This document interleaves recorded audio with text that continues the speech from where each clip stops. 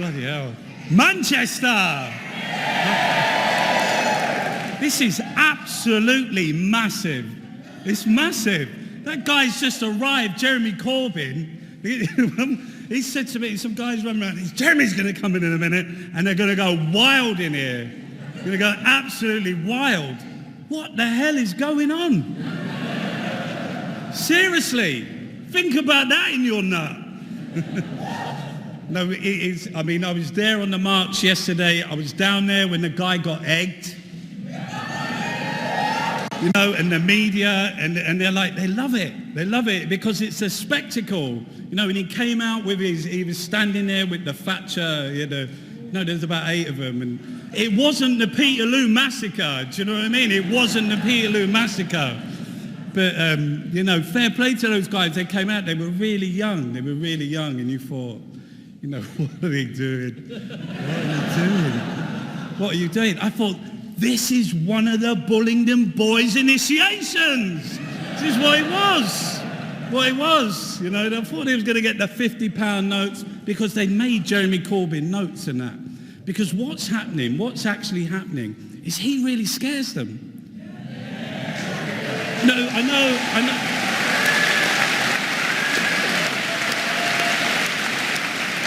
I know we've got Lucy Powell in here tonight, who's the Labour MP, and talking about like solidarity and everything in the Labour Party. But there's Jeremy and John. Do you know what I mean? There's Jeremy and John have turned up, put their hand up, and they've got bloody elected, and everyone's going, they don't know what to do. Nobody knows what to do. Because the guy from the New Statesman, George Easton, he says to him, what would you do? What would you do, Jeremy? This was in the article. On the first day, if you became the Prime Minister. And he said, I'd look at the housing crisis and try and sort it out. I would look at child poverty. I would look at the tax arrangements. I would look at the people that are going around the world fighting wars, interventionists, money for oil, warmongers, the war machines, the bank. What a bloody, an extremist, what's he talking about? Where's your British values? I see the accreditation, some of that Dave, big up to Dave Ward, I'll get back to that bit. Dave Ward from the CWU, he's just been elected. He's from the Posties. He's just been elected in April. He came out, and this is what Johnson said. He said, this madness has got to stop. Because he said Blair was a virus. Do you know what I mean? Blair's a virus. And look what he's organised in here. He's only just turned up, Dave Ward. Just get ready. Anyway, I saw the accreditation, and I know that there's people in here, they put their names down from the Sun, and we got the new politics that don't stand up. Because you will get abused, because the thing is, the political consensus, this is my thing, right? This is my thing. The political consensus is being framed around British values. They've co-opted this thing, British values, the Tories, the media. What does that mean? It means, you know what they're talking about? They're talking about Katie Hopkins. I'm telling you, this is the agenda. Katie Hopkins, show me the bodies, I still don't care. Because Cameron's standing alongside her doing selfies.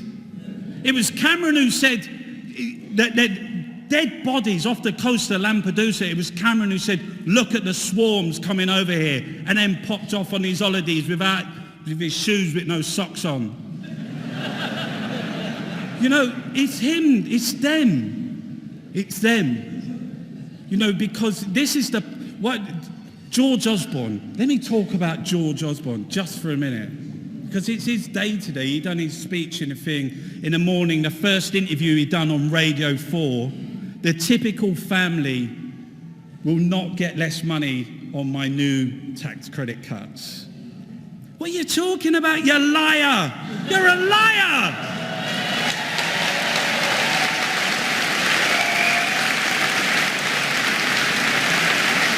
Bloody independent data done on that. People are losing £1,000. These are the parallels of austerity. is banquets for the rich, austerity for the poor, and prejudice for the rest. That's their British values. George Osborne, I was on Daily Politics on Friday with the Financial Times and the Times, and Joe Coburn, and I said, yeah, well, George Osborne signed a Swiss bank tax evasion deal. And then I said, can George, this guy who was George from George Parker, George, explain what tax evasion is. Tax evasion is a conspiracy, a criminal conspiracy to commit fraud. In 2012, George Osborne signed a Swiss bank tax evasion deal, giving anonymity and freedom from prosecution to thousands of Swiss bank holders who are UK citizens. If this is austerity, why does he do that? Hands up in here, who's got a Swiss bank account? Who's got a Swiss bank account? Why did he do that? Then you've got the hate. No wonder the People's Chancellor, John McDonnell, is calling for a review of HMRC with the likes of Dave Hartnett and his sweetheart deals. Then they get sent a disc. There's a disc from HSBC Bank, gets sent to HMRC. So well, we don't really want to interfere with that. There's hedge funders on there. There's lords on there. There's royals on there. It was even the bloke from HSBC Bank, Gulliver, was on there as well. And he's got another account. They're looking after themselves. Corporation tax, inheritance tax. That's like Yanavaki, what's his name, the Greek guy. He said on the news, on BBC Question Time, what did he say? It's a class war. This isn't about austerity. This is under the cloak of austerity. The primary purpose of this government is to move public monies into private pockets. That is exactly what happened to the posties. That is exactly what happened to the posties. That's what they've done. They moved public into private. And they make no bones about it. They're on the telly, they love it. That's all they talk about.